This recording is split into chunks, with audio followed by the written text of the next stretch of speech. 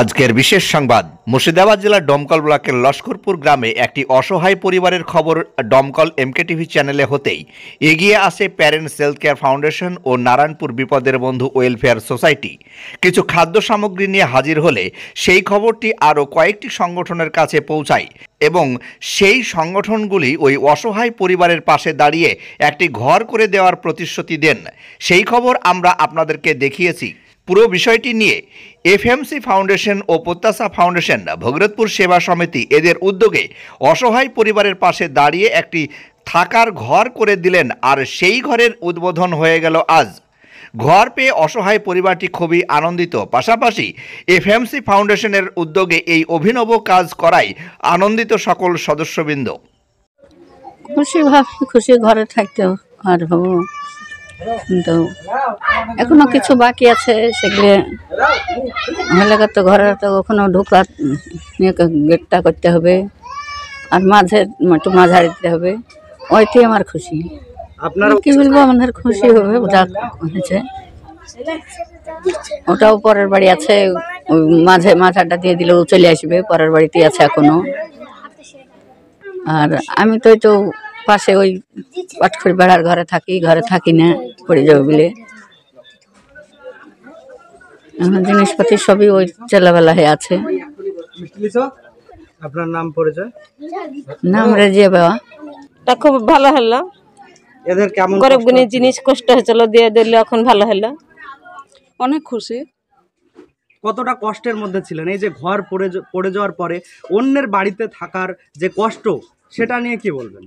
যাহাই এই কষ্ট পানো, ছেলে নিয়ে, 2 ছেলে নিয়ে, আবার ঘরটাও পড়ে গেল 2টির সময়। মেলাই কষ্ট পেয়েছি, পরের বাড়িতে আছি। এখন কেমন লাগছে? এখন ভালো লাগছে, ভালো কাজ করছে, ভালো অনেক ই করলো, উপকার করলো। এরকম কেউ পাড়াতে কেউ উপকার করেনি। ফুলিনা খাতুন বাড়ি পরিবার অনেকটাই খুশি, সেই সঙ্গে আমরাও খুব খুশি, যেহেতু একটা অসহায় ব্যক্তিকে যে আমরা একটা ঘর করে দিতে পেরেছি। এবং সেই সম্পূর্ণ কৃতিত্ব প্রথম যখন এমকেটিভি এই খবরটা সম্প্রচার করে, তখন কিন্তু আমার একটা শ্রেণীর ভাই লালচাঁদ, তিনি আমাকে ফোন করেন যে আপনি তো ভগীরথপুর সেবা সমিতির কাজ করেন, তো সেবামূলক কাজ করেন, তো আমাদের এই একটা কাজ আমরা সবাই মিলে করব। সেই মোতাবেক স্যার, আমাদের ডোমকলের প্রাক্তন এসডিপিও ফারুক মোহাম্মদ চৌধুরী, তিনি বিভিন্ন কর্মতে যুক্ত থাকেন এবং এত ব্যস্তর মধ্যেও তিনি ডোমকলের কথা ভোলেন না।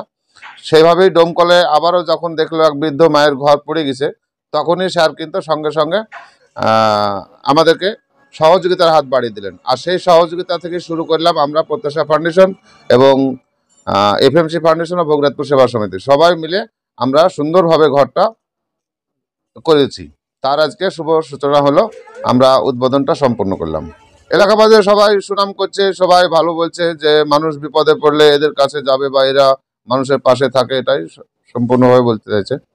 আগামী দিনে আপনাদের কি কি পরিকল্পনা রয়েছে? আগামী দিনে পরিকল্পনা, বিগত দিনে আমরা 1 মাসে না হলেও 10টা প্রোগ্রাম করলাম। রক্তদান শিবির থেকে শুরু করেছি, শিশু দিবস এবং ডেঙ্গু নিয়ে যে মহামারী শুরু হয়েছিল, তাতে আমরা বিভিন্ন গ্রামে বিভিন্ন জায়গায় গিয়ে আমরা ডেঙ্গুর প্রতিরোধ করেছি।